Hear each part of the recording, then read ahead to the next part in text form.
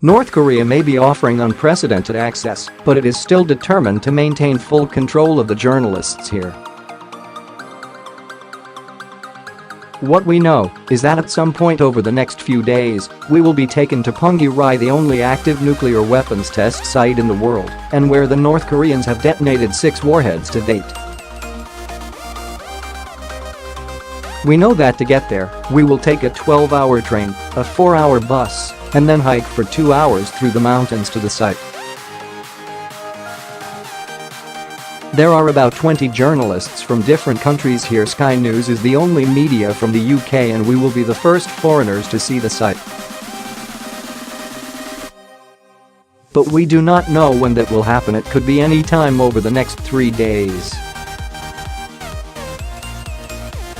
Nor do we know exactly what we will see. What is sure is that it will be what the North Korean regime want to show. A government minder is by our side. Every minute.At Wonsan airport, our satellite phone was confiscated. So was our radiation dosimeter, a device used to measure how much nuclear radiation we absorb at the test site and whether it stays at a safe level. Officials assured us that the test site is completely safe, and so we would not need it, despite our repeated protests. Wonsan, where we are staying for now, itself epitomizes some of the contrasts of the regime and where it finds itself right now. This is a port city that not long ago was a base for artillery drills and missile launches.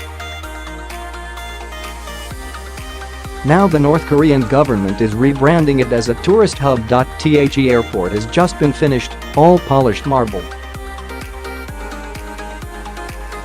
After arrivals, where every bit of luggage you're carrying is examined by comparatively good-natured officials, there are some kiosks, newsstands and drinks vendors, staffed by silent women wearing purple uniforms and fixed smiles. Usually, the reflex when you step out of an airport departure hall onto the road is to brace yourself for the noise and chaos. Here, you cannot hear a sound. The road to the hotel offered a view of Wonsan. On the right, a brief glimpse at what looked like a cramped workers' barracks before we moved speedily on. An official gave a speech welcoming us to North Korea and warning us to observe its laws. One journalist was reprimanded for not paying sufficient attention. Our hotel is intended as a luxury resort, and the smell of fresh paint was overpowering when we came in. And when we arrived, we were given a bizarre banquet in a large hall. Music, a violin cover of Frank Sinatra's My Way was piped in. On the menu, everything from fondue to steak, as well as fried turtle and shark fin soup, and row after row of silver cutlery. In a country that has suffered so much from famine and poverty, and which continues to suffer, it was a dislocating experience. But this is the economic vision that Kim Jong Un says he wants to focus on, now that he has developed nuclear weapons, the so-called Byungjin Line he first declared back in 2013. It is also a vision of opening up and prosperity that Donald Trump has promised to help Kim with if their meeting on 12 June goes well. That optimism is tempered by the deep suspicion the regime has for the idea of giving up its weapons along with its militaristic tendencies.